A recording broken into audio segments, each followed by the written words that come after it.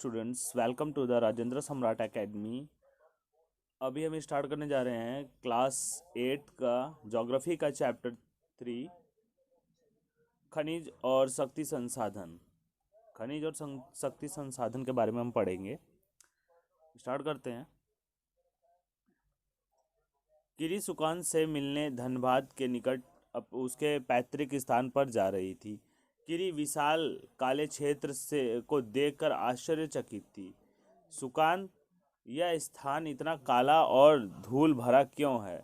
उसने पूछा। यह कोयला खदान के निकट होने के कारण है।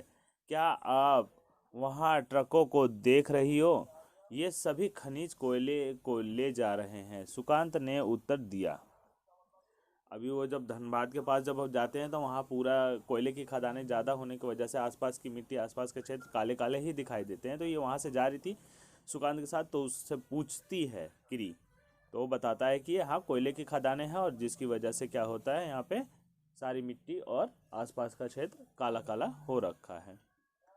अब किरी ने क्वेश्चन पूछा कि खनिज क्या है? किरी पूछती है। सुकांत कहता है, क्या आपने कभी नानबाई को बिस्कुट बनाते हुए देखा है?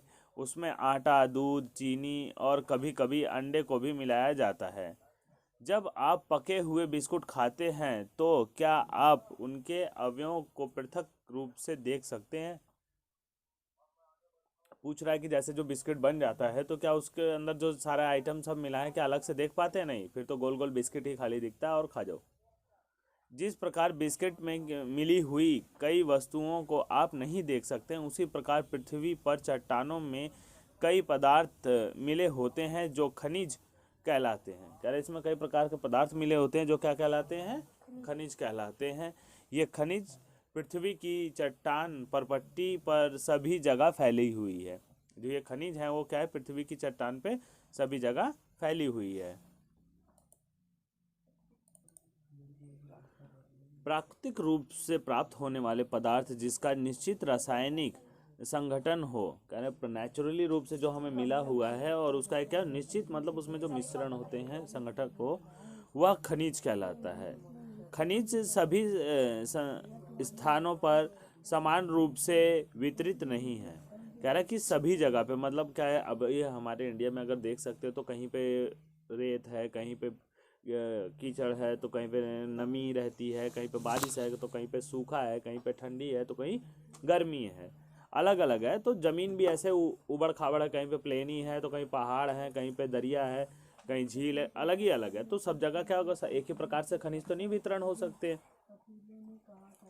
वे किसी विशेष क्षेत्र में या शैल समूह में संकेंद्रित हैं। अलग अलग किसी एक स्पेशल जगह मिल जाएगा, अलग प्रकार का मिल जाता है। जैसे अब कोयले की बात करें तो वहाँ पे धनबाद के आसपास मिलता है, जिसे कौन से उसमें आता है, रांची में। ठीक, बिहार के ही दो हिस्से हुए हैं तो झारखंड और क्या हो गया,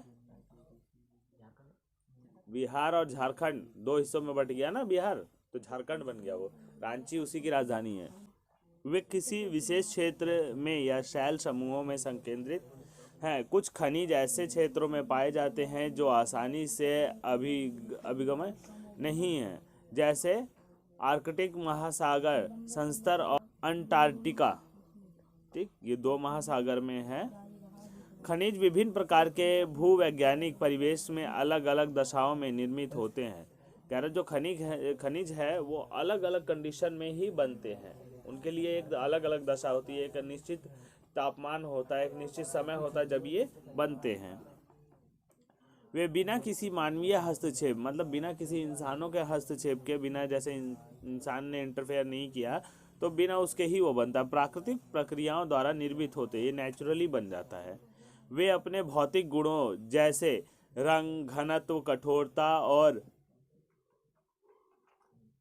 रासायनिक गुणों या यथा विलयता के आधार पर पहचाने जाते हैं। मतलब उसमें क्या कितना मिश्रण है, कितना सॉल्यूशन देखा जाता है, उस हिसाब से विलयता मतलब डिजोल्वेबल होते हैं, तो उसको देख के बताते हैं कि ये खनिज कैसा होगा, इस खनिज में क्या क्या मिला है, हमारे किस काम का होगा। इसमें इंसानों की नहीं होती और ये खाली क्या होती है, नेचुरली बने होते हैं। अब खनिज के प्रकार, पृथ्वी पर 3000 से अधिक विभिन्न खनिज हैं। पृथ्वी पर जो खनिज है वो कितने हैं, 3000 से ज़्यादा प्रकार के हैं। संरचना के आधार पर खनिजों को मुख्यतः धात्विक और अधात्विक खनिजों में वर्गीकृत किया गया है। मेटल और नॉन मेटल में वर्गीकृत किया गया है।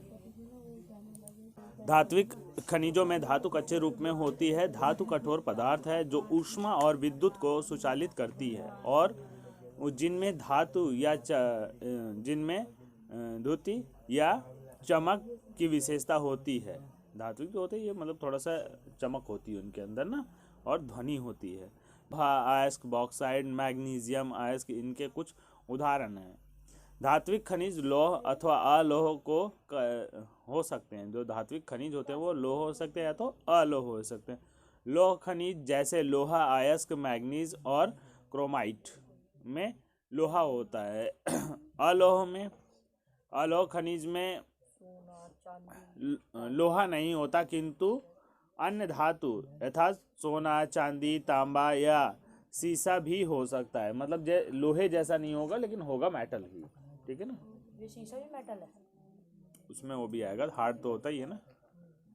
तो अधात्विक खनिजों में धातुएं नहीं होती। जो अधात्विक खनिज होता है उसमें धातु नहीं होती। चूना, पत्थर, अभ्रक और जिप्सम इन खनिजों के उदाहरण हैं। खनिज ईंधन जैसे कोयला और पेट्रोलियम भी अधात्विक खनिज है। जो खनिज ईंधन में आते हैं, कोयला और पेट्रोलियम भी क्या है, अधात्विक खनिज हैं। खनिजों को खनन, प्रवेधन या आखनन द्वारा निष्कासित किया जा सकता है। इन्हें इनके द्वारा निष्कासित किया जा सकता है या निकाला जा सकता है। उसके बाद दिया है खनिजों के निष्कासीकरण कैसे कैसे होते हैं। खनन प्रक्रिया द्वारा, जैसे खदानों में से खोद के निकाला जा सकता है। प्रवेधन, माइनिंग से, और अखनन द्वारा भी। और खनन में कौन कौन से हैं, विवृत खनन और कूपिक खनन। Open cast mining. हाँ, अलग अलग होता है। एक मतलब सुरंग में से निकाल दिया, एक ओपन खुदाई होती है। तो इसमें पृथ्वी की सतह के अंदर दबी शैलों से खनिज को बाहर निकालने की प्रक्रिया को खनन कहते हैं। वो क्या कहती है, खनन कहलाती है।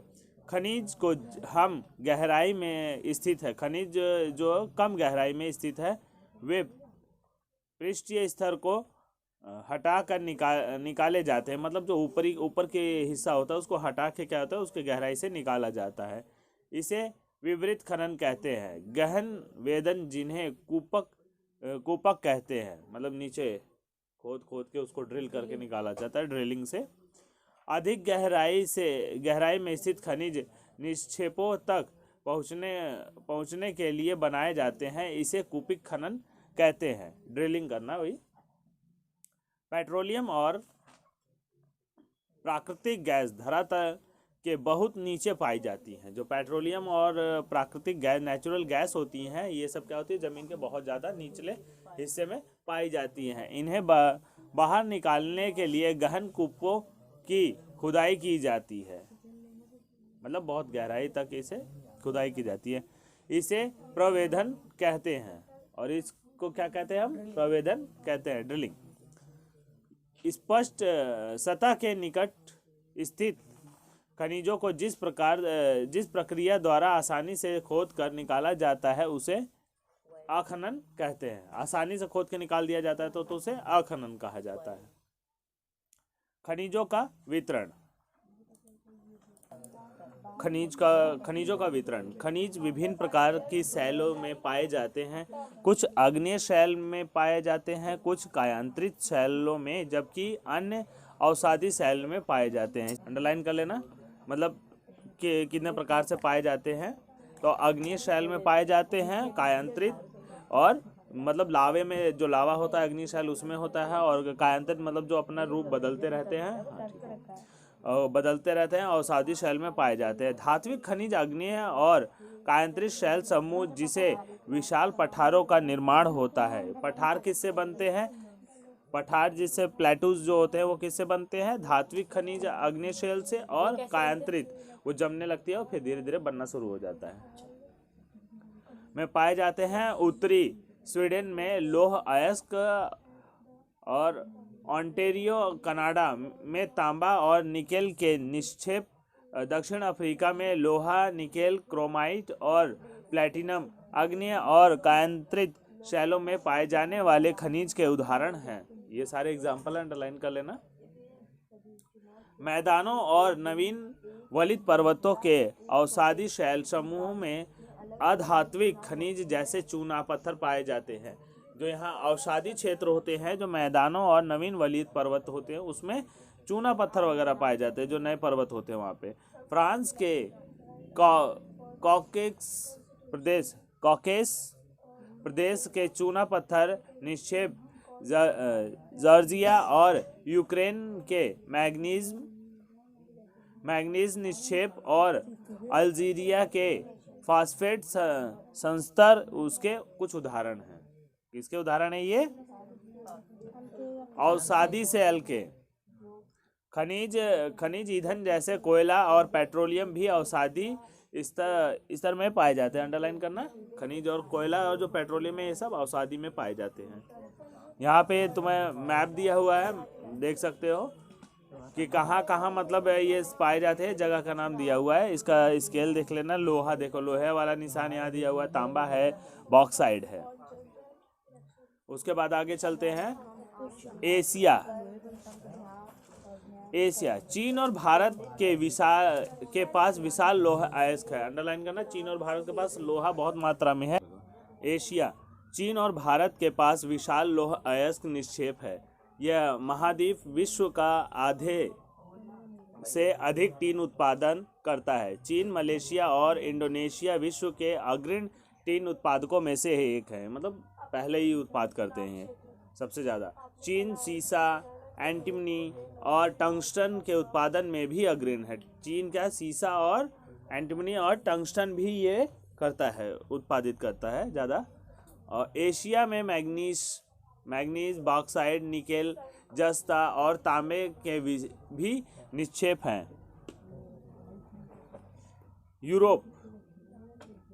यूरोप विश्व में लोहा अयस्क का अग्रणी उत्पादक है। रूस, यूक्रेन, स्वीडन और फ्रांस लोहा अयस्क के विशाल निक्षेप वाले देश हैं। यहाँ पे भी बहुत ज़्यादा मात्रा में लोहा पाया जाता है। तांबा, सीसा, जस्ता, मैग्नीज और निकेल खनिज के निक्षेप पूर्वीय यूरोप और यूरोपीय रूस में पाए जाते हैं। ये और सारे जो तांबा, सीसा, जस्ता, मैग्नीज हैं, ये कहाँ? पूर्वीय यूरोप और यूरोप में पाए जाते हैं। अमेरिका, उत्तरी अमेरिका में क्या है? उत्तरी अमेरिका में खनिज निक्षेप 3 क्षेत्रों में अवस्थित है। ग्रेट लेक के उत्तर में कनाडियन शील्ड प्रदेश और एप्लिशियन प्रदेश, और पश्चिम में पर्वत श्रृंखला। लोह अयस्क, निकेल, सोना, यूरेनियम और तांबा का खनन कनाडियन शील्ड प्रदेशों में और कोयले का अप्लेशियन प्रदेश में होता है। पश्चिमी कॉर्डिलेरा में तांबा, सीसा, जस्ता, सोना और चांदी के विशाल निक्षेप हैं। ये सारी चीज़ें इसमें पाई जाती है, अंडरलाइन कर लेना। दक्षिण अमेरिका, ब्राज़ील विश्व के उच्च कोटि के लोह अयस्क का सबसे बड़ा उत्पादक है। चिली और पेरू तांबे के अग्रणी उत्पादक है, अंडरलाइन कर लेना इसका, चिली और पेरू भी। ब्राज़ील और बोलिविया विश्व में टीन के सबसे बड़े उत्पादकों में से एक हैं, इनका भी अंडरलाइन कर लेना। दक्षिण अमेरिका के पास सोना, चांदी, जस्ता, क्रोमियम, मैग्नीज, बॉक्साइड, अभ्रक, प्लैटिनम, एस्बेटम और हीरा के विशाल निक्षेप भी हैं। ये सारा अंडरलाइन कर लेना। दक्षिण अमेरिका के पास ये सारी चीज़ें हैं। खनिज तेल वेनेजुएला, अर्जेंटीना, चिली, पेरू और कोलंबिया में पाया जाता है। जो खनिज तेल है खाने के लिए वो यहाँ पे पाए जाते हैं।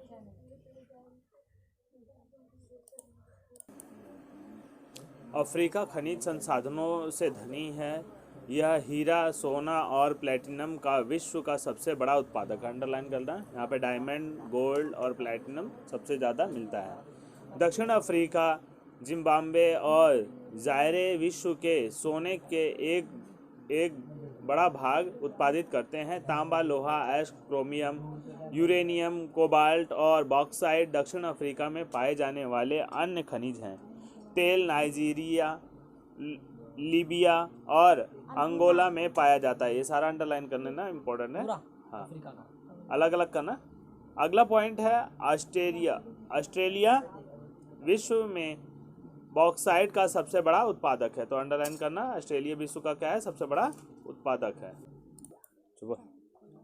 यह सोना, हीरा, लोहा, स्टीन और निकेल का अग्रणी उत्पादक है। यह तांबा, सीसा, जस्ता और मैग्नीज में भी संपन्न है। पश्चिम ऑस्ट्रेलिया के कालगुरली और कूलगार्डी क्षेत्रों में सोने के सबसे बड़े निक्षेप हैं।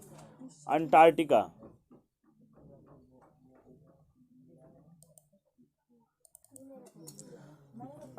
विभिन्न खनिज निक्षेप पूर्वानुमान से कुछ संभवतः विशाल के लिए अंटार्कटिका का भूविज्ञान पर्याप्त रूप से सुप्रसिद्ध है। ट्रांस अंटार्कटिका पर्वत में कोयले और पूर्वी अंटार्कटिका में प्रिंस चार्ल्स पर्वत के निकट लोहे के महत्वपूर्ण मात्रा में निक्षेपों का पूर्वानुमान किया गया है। लोहा, अयस्क, सोना, चांदी और तेल भी वाणिज्यिक मात्रा में उपलब्ध है। मतलब यहाँ पे लोहा, अयस्क और सोना, चांदी, खनिज तेल, ये सब चीज उनकी मात्रा में बेचने के पर्याप्त मात्रा, मतलब बेचने तक के लिए पर्याप्त है उनके पास। खनिजों के उपयोग। खनिजों का उपयोग कई उद्योगों में होता है। रत्नों के लिए प्रयोग किए जाने वाले खनिज प्रायः कठोर होते हैं। उन्हें आभूषण बनाने के लिए विभिन्न शैलियों में जड़ा जाता है। तांबा एवं अन्य धातु हैं जिसका उपयोग सिक्के से लेकर पाइप तक प्रत्येक वस्तु में किया जाता है। कंप्यूटर उद्योगों में प्रयुक्त होने वाला सिलिकॉन और क्वार्ट्ज में से प्राप्त किया जाता है। एल्युमिनियम, जिसे उसके अयस्क बॉक्साइट से प्राप्त किया जाता है, का उपयोग ऑटोमोबाइल और हवाई जहाज, तौलबंदी उद्योग, भवन निर्माण और रसोई के बर्तन बनाने तक होते हैं। जो अयस्क बॉक्साइड है, इसके इन सब में उपयोग किया जाता है। घर बनाने में, बर्तन बनाने में, रसोई के और बोतल बंद करने में, जहाज बनाने में, इन सब में इसका प्रयोग किया जाता है। खनिजों का संरक्षण। खनिज अनिवार्यीकरण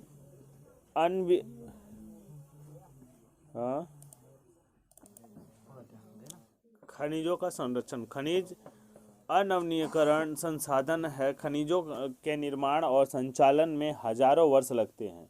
इसके बनने में और इसके संचालन में हजारों साल लग जाते हैं। मानवीय उपभोग की दर की तुलना में निर्माण की दर बहुत धीमी होती है। इसके मतलब जो लोग बनाते हैं उसके तुलना में क्या होता है, इसकी जो निर्माण की दर होती है, स्पीड होती है, बहुत धीरे होती है। तो कई करोड़ों साल लग जाते हैं इसे बनने में।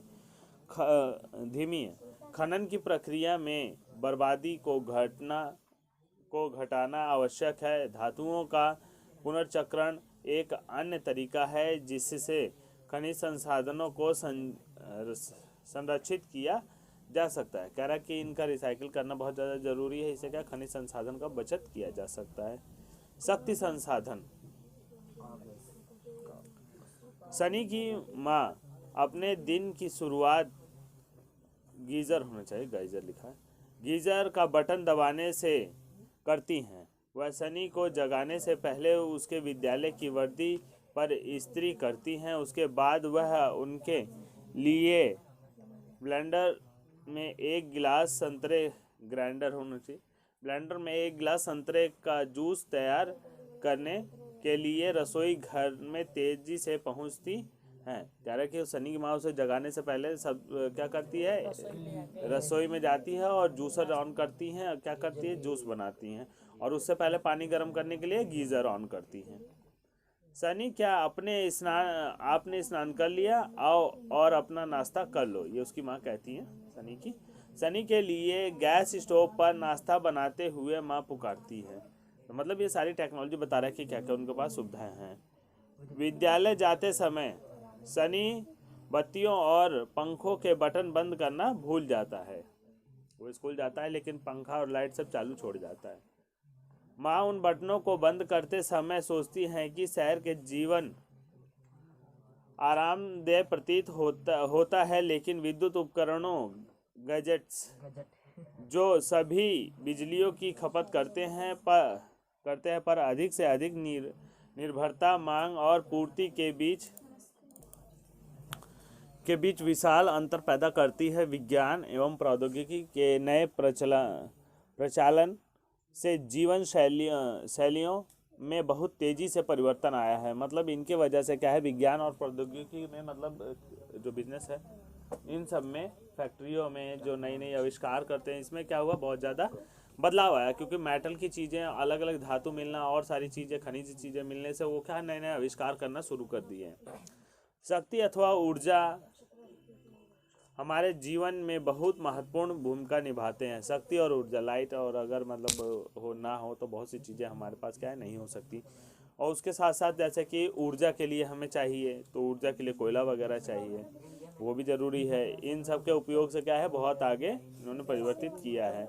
हमें उद्योग, कृषि, परिवहन, संचार और प्रतिरक्षा के लिए भी शक्ति की आवश्यकता होती है। ऊर्जा संसाधनों को विस्तृत रूप से परंपरागत और गैर परंपरागत संसाधनों में वर्गीकृत किया जाता है। अगली हेडिंग, परंपरागत स्रोत। ऊर्जा के परंपरागत स्रोत वे हैं जो लंबे समय से सामान्य उपयोग में लाए जा रहे हैं। मतलब एक ही उपयोग में सामान्य से उसका यूज़ किया जा रहा हो, परंपरागत उसे कहते हैं। काफ़ी समय से, कई सालों से परंपरा चली आ रही है। हाँ। ईंधन और जीवाश्मीय ईंधन परंपरागत ऊर्जा के दो प्रमुख स्रोत हैं। जो ईंधन है और जीवाश्म ईंधन है, ये परंपरागत के दो प्रमुख स्रोत हैं। अब ईंधन, इसका उपयोग पकाने और ऊष्मा प्राप्त करने के लिए व्यापक रूप से होता है। जैसे खाना बनाने के लिए और हीट के लिए हम इसको करते हैं, ज़्यादातर उपयोग में लाते हैं। ईंधन जो होता है, हमारे देश में ग्रामीणों द्वारा उपयोग में की गई 50% से अधिक ऊर्जा ईंधन से प्राप्त होती है। जैसे कोयला हो गया, लकड़ी हो गई, ये सब इनसे ही तो ऊर्जा प्राप्त होती है। प्रेस करने के लिए गांव में पहले लाइट के तो नहीं होते थे, कोयले वाले प्रेस होते थे। रख दिया कोयला, उसमें हीट करके प्रेस करना शुरू कर दिया, तो भी वगैरह करते हैं ना। अभी भी यहाँ पे हाँ, अभी भी करते हैं वो। आगे टेबल देखते हैं, खनिज तेल और प्राकृतिक गैस, इसके लाभ देखो। इसमें दिया है, लाभ है आसानी से परिवहनीय टैंकर, और जो खनिज तेल होते हैं आसानी से इसे टैंकरों के सहारे ले जाया जा सकता है। पेट्रोल रसायन उद्योगों का आधार है। और हानि, तेल अधिप्लावन एवं गैस रिसाव के कारण ऑक्सीजन का क्षय होता है। मतलब इसका अगर रिसाव हो जाता, कुछ भी अगर नुकसान होता तो ऑक्सीजन का क्षय होने लगता है। निर्मुक्त प्रदूषण के कारण अम्ल वर्षा होती है, और ये प्रदूषण इससे होता है, इसका ज़्यादा यूज करने से, तो इससे क्या होती है, अम्लीय वर्षा होती है। नए ईंधन का अन्वेषण आसान नहीं है, और इनके वजह से जो नए ईंधन होते हैं उसका लाना, मतलब उसकी खोज करना आसान नहीं होता है। प्राकृतिक गैस से क्या लाभ है, आसानी से परिवहन, पाइपलाइन, और ये अभी ये टैंकरों में ढोके लाया जाता था तेल, और गैस क्या है, पाइपलाइनों के द्वारा पहुंचा दी जाती है। तेल और कोयले से अधिक स्वच्छ है, और तेल और कोयले दोनों से क्या है, अधिक साफ सुथरी है, स्वच्छ है। तेल से सस्ता है, और ये तेल से सस्ती होती है। ऊर्जा के परंपरागत स्रोत। अब ऊर्जा के जो स्रोत है परंपरागत, ईंधन, कोयला और जल विद्युतीय। तो पहले इसके लाभ और हानि देखते हैं। सुपर्याप्त, जो इसका है कि आसानी से मिल जाता है कोयला, और बहुसंख्यक लोगों को ऊर्जा प्रदान करता है। और हानि क्या होती है, संग्रहण से अधिक समय उपयोग, प्रदूषण फैलाने वाला, हरित गृह प्रभाव में वृद्धि करता है। नवीनीकरण, और ये नवीनीकरण नहीं है, एक बार जल गया तो खत्म, रिसाइकिल नहीं हो सकता कोयला। और प्रदूषण फैलाता है, और ग्रीन हाउस इफेक्ट बनाता है। कोयले के लाभ विस्तृत रूप से उपलब्ध है, कोयला बहुत मात्रा में पाया जाता है, और विद्युत रूपांतरण के लिए उपयुक्त है, विद्युत रूपांतरण इसे किया जा सकता है। प्रदूषण का स्रोत है, हानि इससे कि ये कोयला क्या है, प्रदूषण का स्रोत है, धुआं बहुत करता है। और परिवहन के लिए भारी है, क्योंकि ढो के ले जाना इधर उधर लाना बहुत ज़्यादा भारी हो जाता है। जल विद्युती, अब जल से जो लाइट बनती है उसका प्रदूषण मुक्त है। ये क्या है? प्रदूषण मुक्त है, इससे प्रदूषण नहीं होता। सिंचाई और मत्स्य को बढ़ावा देता है, और सिंचाई को और ये क्या करता है? मछली पालन को बढ़ावा देता है और सस्ता भी है। और हाँ, नुकसान क्या है? स्थानीय समुदाय का विस्थापन करना होता है, जहाँ पे ये बनाया जाता है वहाँ के लोगों को हटा के दूसरी जगह भेजा जाता है। निम्न क्षेत्रों का जल प्लावन, और वहाँ के क्षेत्रों का जल इकट्ठा करके तब जाके उसे डैम वगैरह बनाया जाता है। स्थापित करने में खर्चीला, और इसको डैम बनाने में, जो विद्युत प्लांट बनाने में बहुत ज़्यादा खर्च लगता है, पैसा लगता है। आगे है पौधों और जानवरों के अवशेष जो लाखों वर्षों तक धरती के अंदर दबे रहे थे, ताप और दाब के प्रभाव से जीवाश्मीय ईंधन में परिवर्तित हो गए। अंडरलाइन कर लेना इसे। जीवाश्मीय ईंधन जैसे कोयला, पेट्रोलियम और प्राकृतिक गैस परंपरागत ऊर्जा के मुख्य स्रोत हैं। इन खनिजों के भंडार सीमित हैं, और ये कोयला और खनिज के भंडार क्या हैं? सीमित होते हैं। विश्व की बढ़ती जनसंख्या जिस दर से उनका उपयोग कर रही है, वह उनके निर्माण की दर से कहीं अधिक है। जितना वो बनता है उससे ज़्यादा अधिक मात्रा में वो उपयोग करें, इसलिए ये शीघ्र समाप्त होने वाले हैं, और यही कारण है कि जल्दी ये ख़त्म हो जाएंगे। कोयला, यह बहुतायत में पाया जाने वाला जीवाश्म ईंधन है। इसका उपयोग घरेलू ईंधन उद्योगों जैसे लोहा और इस्पात वाष्प इंजनों और विद्युत उत्पन्न करने में किया जाता है। मतलब इस्पात में, लोहा वगैरह बनाने में, वाष्प इंजनों में, जो भाप के इंजन होते थे उसमें इसे पानी को हीट करने के लिए किया जाता था, भाप बनाने में, और विद्युत उत्पन्न करने में, लाइट बनाने में। कोयले से प्राप्त विद्युत को तापीय ऊर्जा कहा जाता है। अंडरलाइन कर लेना। कोयले से जो प्राप्त लाइट होती है उसे हम कहते हैं तापीय ऊर्जा। कोयला जिसका यह आज बहुत उपयोग कर रहे हैं, वह लाखों वर्ष पूर्व विशाल फर्न और दलदल के पृथ्वी की परतों में दबने से बना है। दलदल में जब ये दब गया था तब बना था। इसलिए अंतर्हित धूप से के रूप में जाना जाता है, और इसे कोयले को अंतर्हित धूप के रूप में भी जाना जाता है। उसके बाद नेक्स्ट पेज पे, विश्व में अग्रणी कोयला उत्पादक देश में चीन, संयुक्त राज्य अमेरिका, जर्मनी, रूस, दक्षिण अफ्रीका और फ्रांस है। भारत के कोयला उत्पादक क्षेत्र रानीगंज पश्चिम बंगाल में तथा झरिया धनबाद और बोकारो झारखंड में हैं। ये सारे इसके कोयला उत्पादन वाले क्षेत्र हैं, इसको अंडरलाइन कर लेना है।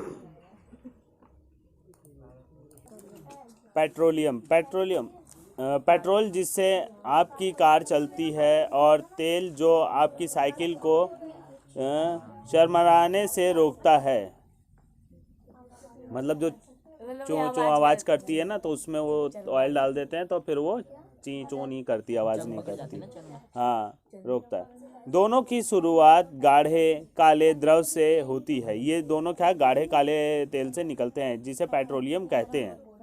ठीक, जो शुद्ध नहीं किया जा सकता, फिल्टर नहीं होता, उसे हम क्या कहते हैं? पेट्रोलियम कहते हैं। ये शैलों की परतों के माध्यम से मध्य पाया जाता है, और इसका वेधन अब तटीय व तटीय क्षेत्रों में स्थित तेल क्षेत्रों से किया जाता है। तदुपरांत इसे परिष्करण शाला में, मतलब वहाँ जहाँ पे इनको फिल्टर किया जाता है वहाँ भेजा जाता है। यहाँ परिष्कृत पेट्रोलियम के प्रक्रमण से विभिन्न तरह के उत्पाद से डीजल, पेट्रोल, मिट्टी का तेल, मोम, प्लास्टिक और स्नेहक तैयार किया जाता है। मतलब अलग अलग तरह से इनको छांट दिया जाता है, फिल्टर करके अलग कर दिया जाता है। पेट्रोलियम और इससे बने उत्पादों को काला सोना कहा जाता है।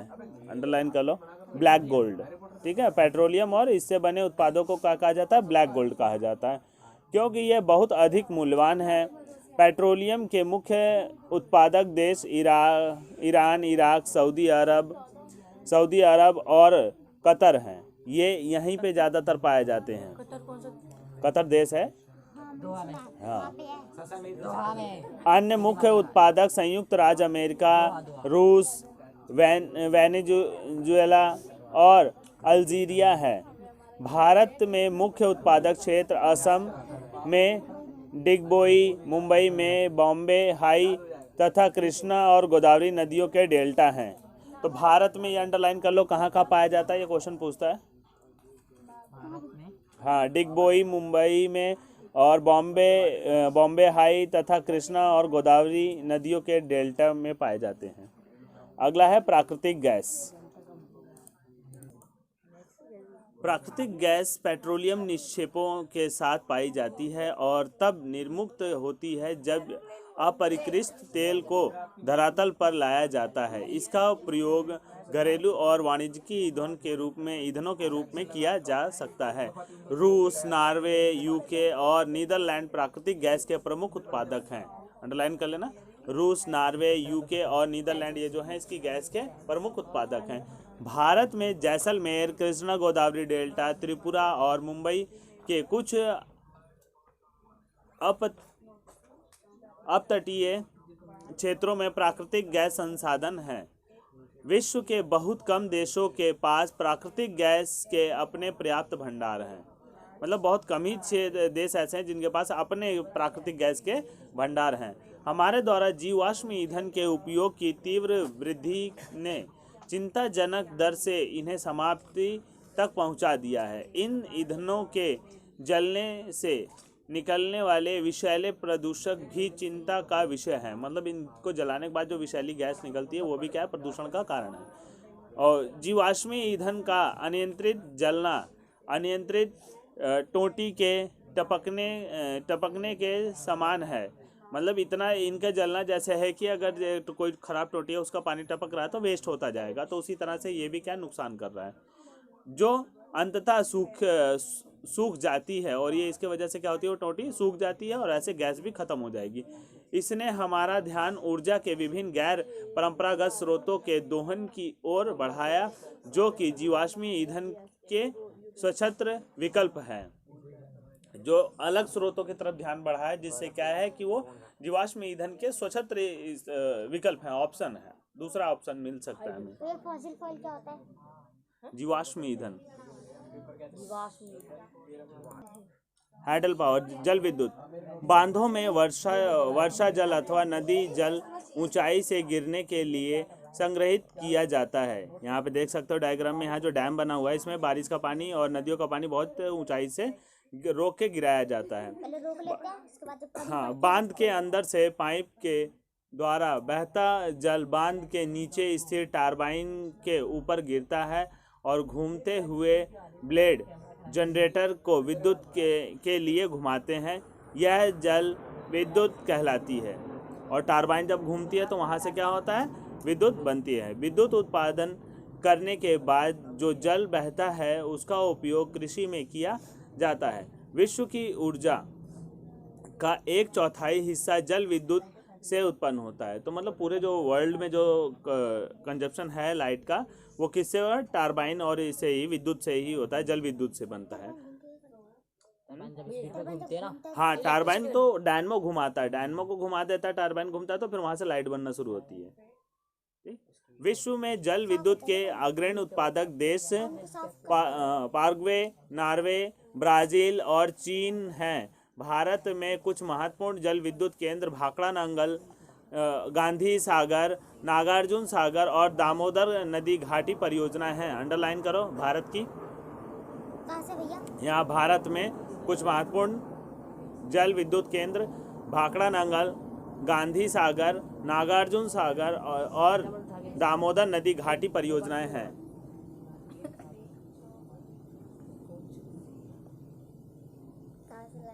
ठीक, यहाँ पे देखो डायनमो वगैरह है, जो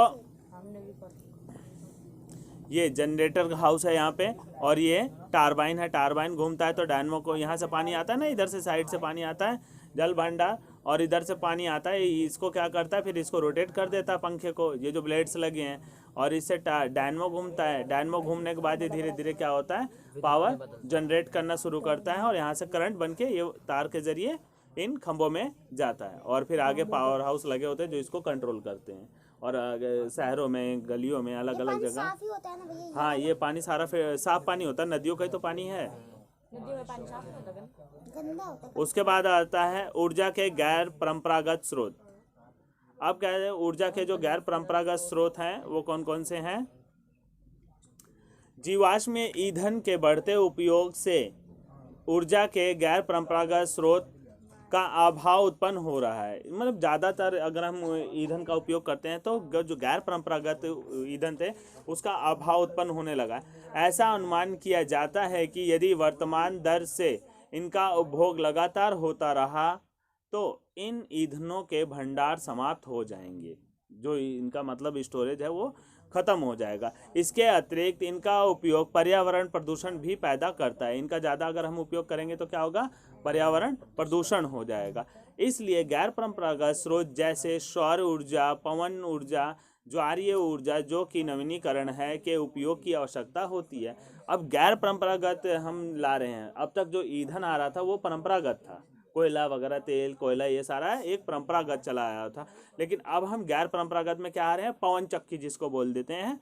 पवन ऊर्जा में पवन चक्की होती है ना, बड़े बड़े ब्लेड्स लगे होते हैं, बड़े बड़े खंभे पे पंखे लगे होते हैं, देखा होगा, बड़े बड़े पंखे होता है। वो जब हवा चलती है तेज तो उसके भी नीचे वो टारबाइन लगा होता है, डैनमो घुमाता है, तो वहाँ से भी लाइट जनरेट होती है। वो पंखे घूमते रहते हैं और नीचे वो ब्लेड घूम रहा होता है और टारबाइन घूम रहा होता है, जिससे क्या होता है? करंट बनता है। ये गाँव में देखेगा। और सोलर सेल से तो ऊर्जा होती है। आजकल सोलर बैटरीज आती हैं, सोलर सेल आते हैं, चार्ज सोलर पैनल लगा दिया, लाइट आने लग जाती है ना, तो उससे भी करते हैं। और ज्वारीय ऊर्जा, ज्वार भाटा वगैरह आता है तो उसमें भी ये लहरों से भी बना लेते हैं। समुद्री लहरें जब ज्वार भाटे में ऊपर ऊपर उठती है तो इसके भी बहाव से बनती है। अब सौर ऊर्जा, जो यहाँ पे है सौर ऊर्जा दिया है, उसके बारे में पढ़ते हैं। सूर्य की ऊष्मा और प्रकाश ऊर्जा हमारे द्वारा प्रतिदिन अनुभव की जा सकती है। हम इसको फील कर सकते हैं। देख, सूरज की रोशनी हम फील कर सकते हैं ना। जैसे अभी ठंडी है, ठंड का मौसम है, जरा सी धूप निकलती है तो सारे धूप में आ जाते हैं क्योंकि हीट उससे मिलती है। अब जो हीट है उसको इसमें कन्वर्ट कर रहे हैं, किसमें? इलेक्ट्रिक एनर्जी में। कैसे करते हैं? सूर्य से प्राप्त सौर ऊर्जा और सौर सेलों में विद्युत उत्पन्न करने के लिए प्रयोग की जा सकती है। इनमें से कई सेलों को सौर पैनलों से तापन व प्रकाश के लिए शक्ति उत्पन्न करने के लिए जोड़ा जाता है। धूप की प्रचुरता वाले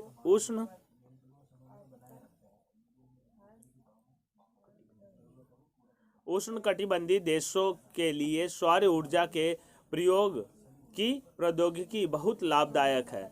सौर ऊर्जा प्रयोग का सौर तापक, सौर कुकर, सोलर ड्रायर के साथ साथ समुदाय को रोशनी देने और यातायात संकेतों में भी किया जाता है। जो आजकल की लाइटें होती हैं उनमें भी सोलर सिस्टम लगा दिया जाता है। वो लाइटें ऑटोमेटिक शाम के टाइम जलने लगती हैं। सोलर सेट से 4 होती हैं, ट्रैफिक पे भी लगाई हुई हैं, रोडों पे भी, हाईवेज पे भी जो लगी हुई हैं वो भी सोलर पैनल से ही सारी लाइटें जलती हैं। आजकल मतलब इसका बहुत ज़्यादा उपयोग होने लगा। जहाँ लाइट नहीं, सुविधा नहीं है, वहाँ सोलर पैनल लगा दिया और लाइट का काम चलने लग जाता है। तो यहाँ पे कुछ ये दे रखा है बॉक्स। पवन ऊर्जा के लाभ और हानि देख लो। ये प्रदूषण मुक्त होता है ये, और एक बार स्थापित हो जाने पर विद्युत उत्पादन की कम लागत, और इसको लगा देते हैं तो इसमें जैसे लाइट जनरेट करने के लिए जो हमें ज़्यादा पैसा नहीं खर्च करना पड़ता, ज़्यादा लागत नहीं लगती है। सुरक्षित और साफ़ है, ये सुरक्षित भी है, साफ़ है। लेकिन अब जब ये चलता है तो क्या करता है? ध्वनि प्रदूषण करता है। पवन चक्कियों को स्थापित करना महंगा है, थोड़ा महंगे भी होते हैं ये। रेडियो और दूरदर्शन के प्रसारण संकेतों में अवधान, अब इसके बड़े बड़े पंखे होते हैं जो रेडियो और सबके चलते हैं, तो उनमें सिग्नलों में ये क्या करता है? रुकावट करता है। पक्षियों के लिए हानिकारक, अब इतने बड़े बड़े पंखे चल रहे होते हैं, अगर पक्षी उसमें पड़ गया तो खत्म हो सकता है, तो ये हानि है। सौर ऊर्जा के लाभ और हानि देखो। असमाप्य प्रदूषण मुक्त, ये खर्चीला होता है और स्रोतों के लिए विस्तृत होने से ऊर्जा बर्बाद होती है। और इससे क्या होती है, ऊर्जा बर्बाद होती है, ज़्यादा स्रोतों में विस्तृत होती है तो ऊर्जा बर्बाद होती है। ज्वारीय ऊर्जा लाभ प्रदूषण मुक्त है और असमाप्य है, समाप्त नहीं होती। और हानि हो वन्य जीव आवास का नष्ट होना, और वन के जो जीव होते हैं उनका आवास घर खराब हो जाता है। और दोहन में कठिनाई, और इसका मतलब ज़्यादा उपयोग करने में कठिनाई होती है, इसको उपयोग नहीं कर सकते। ऊर्जा के गैर परंपरागत स्रोत बायोगैस हो गई और परमाणु ऊर्जा। परमाणु ऊर्जा के लाभ बड़ी मात्रा में ऊर्जा उत्पादन, जो परमाणु ऊर्जा बहुत बड़ी मात्रा में ऊर्जा उत्पादन करता है। हानि रेडियो एक्टिव व्यर्थ को उत्पन्न करता है, इसमें तरंगे, रेडियो एक्टिव तरंगे होती हैं जो नुकसान करती है, और ये बहुत ज़्यादा खर्चीला होता है। परमाणु ऊर्जा जो एटॉमिक न्यूक्लियर एनर्जी कह सकते हैं, न्यूक्लियर एनर्जी बहुत ज़्यादा खर्चीली होती है। और बायोगैस क्या होता है, कम लागत होती है, उपयोग में आसान होता है, जैव व्यर्थता का उपयोग और बायोगैस का उत्पादन, मतलब जो व्यर्थ चीज़ें होती हैं वेस्टेज से होता है। हानि हरित गृह प्रभाव का कारण, ग्रीन हाउस का कारण बन जाती है। भूतापीय ऊर्जा जो जमीन की है उसे क्या कहते हैं, लाभ स्वच्छ पर्यावरण हितैषी व हर समय उपलब्ध होती है। हानि शहर के बहुत दूर अवस्थित होने के कारण विद्युत वाहन खर्चीला, इसका मतलब वाहन करना शहर तक पहुंचाने में खर्च ज़्यादा लग जाएगा, वायरों के थ्रू पहुंचाओगे और सबसे। तो उसके बाद आता है पवन ऊर्जा, पवन चक्की, यहाँ पे ये देखो फैन बना के इतना बड़ा दिखा रखा साइड में। तो उसके बाद पवन ऊर्जा का एक असमाप्य स्रोत है। जो पवन है ये ऊर्जा का क्या है, एक असमाप्त स्रोत है। पवन चक्कियों का उपयोग अनाजों को पीसने और जल निकालने के लिए चिरकाल से चला आ रहा है, मतलब पुराने समय से चला आ रहा है। वर्तमान पवन चक्कियों में तीव्र गति से चलती हवाएं पवन चक्की को घुमाती हैं, जो विद्युत उत्पन्न करने के लिए जनरेटर से जुड़ी होती है। पवन चक्कियों के समूह से युक्त पवन फार्म तटीय क्षेत्रों और पर्वत घाटियों में जहां प्रबल और लगातार हवाएं बहती है चलती है वहां स्थित हैं। पवन farm Netherland, Germany, Denmark, UK, USA तथा स्पेन में पाए जाते हैं, जो पवन ऊर्जा उत्पादन में उल्लेखनीय है। यहाँ जो पवन ऊर्जा से क्या होता है, आसानी से हवाएं बहुत तेज मात्रा में चलती है, तेज स्पीड से चलती है, जिससे ये क्या होता है, ये आराम से बड़े बड़े पंखे होते हैं तो चलाने के लिए भी तो हवा भी उतनी तेज चाहिए। जब हवा उतनी तेज चलेगी तभी वो पंखा घूमेगा और तभी ऊर्जा बनेगी। अगला हमारा है सोलर कुकर कहते हैं। कार की एक पुरानी ट्यूब लें और उसमें हवा भरकर लकड़ी के एक चबूतरे पर रखें।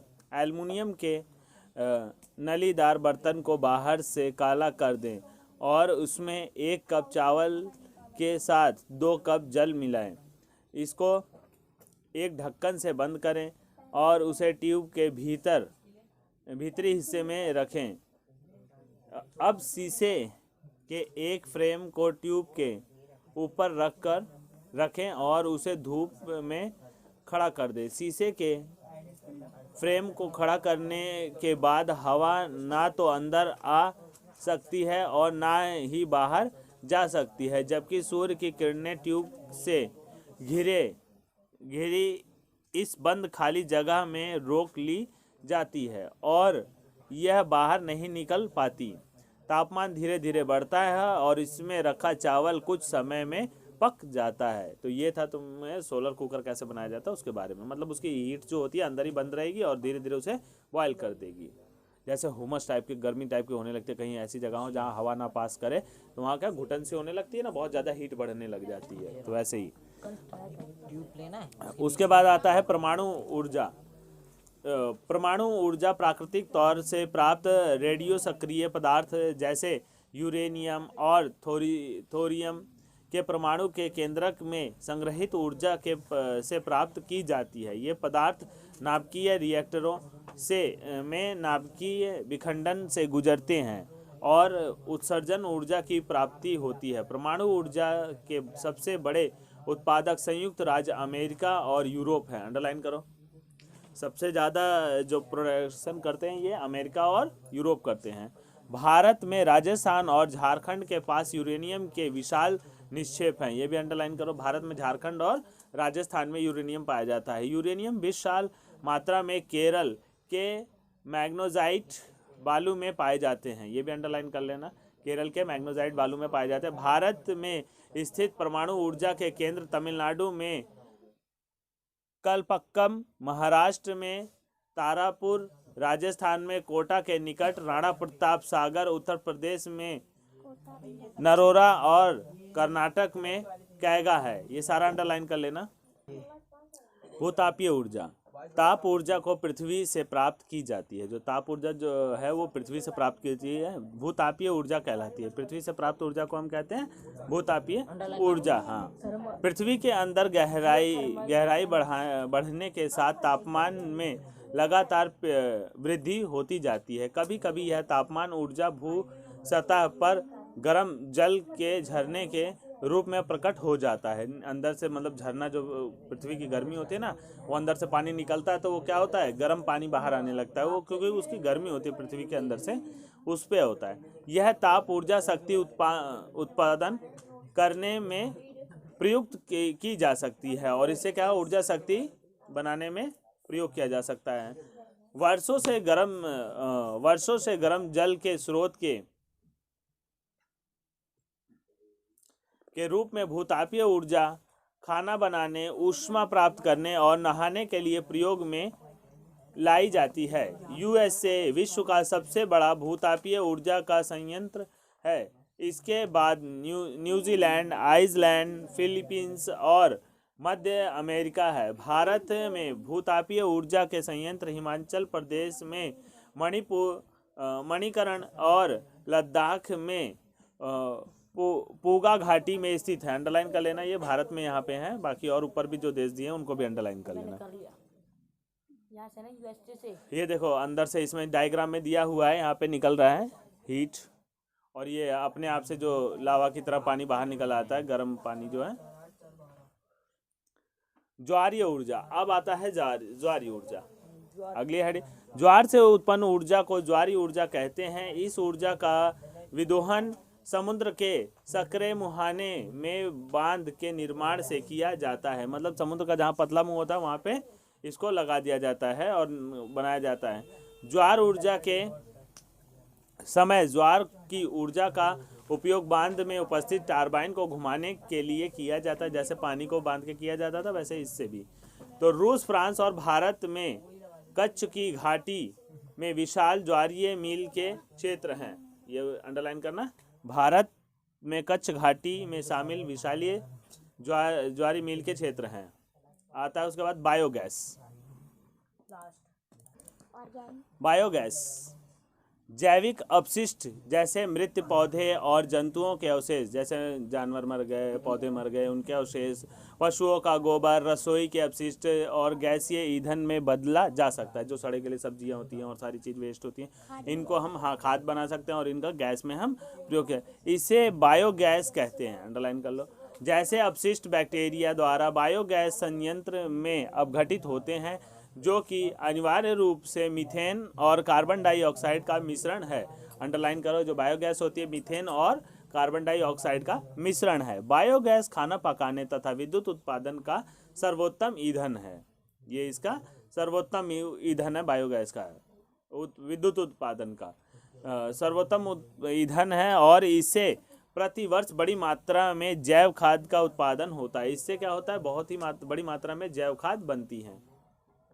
ऊर्जा सर्वव्यापी है, और ऊर्जा क्या है, सर्वव्यापी है। लेकिन इस ऊर्जा का विदोहन बहुत ही कठिन और खर्चीला है। हम में से प्रत्येक व्यक्ति ऊर्जा को नष्ट ना करके एक विभिन्नता ला सकता है। ऊर्जा को नष्ट ना करके, ज़्यादा ना खर्च करके एक विभिन्नता ला सकते हैं। ऊर्जा की बचत ही ऊर्जा का उत्पादन है। अभी कार्य करें एवं ऊर्जा के भविष्य को सुनहरा बनाएं। मतलब कह रहा है कि हमें अभी से ही ऊर्जा का क्या करना चाहिए, बचत करनी चाहिए, और उससे ऊर्जा से बचाएंगे तो क्या होगा, ये आगे के लिए काम आएगी।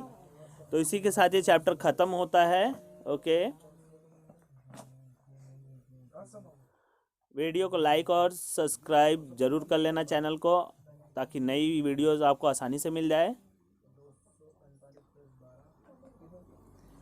और क्लास 8 का कोई सा भी चैप्टर चाहिए तो उसके लिए कमेंट कर देना, आपको चैप्टर की वीडियो मिल जाएगी। Okay, thank you students.